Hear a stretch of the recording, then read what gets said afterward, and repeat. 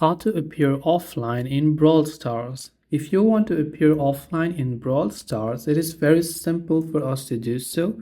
First of all, you launch the Brawl Stars game, then you tap on the three lines or the menu icon located at the top right hand side of the screen. Then when you've done that, from the bottom right, go to the option called Supercell ID, so just go over there. So when you've done that, just tap on the gear icon on the top left right beside your profile picture. So you can see that gear icon, which is a settings icon. Tap on it and there you can see the option show online status.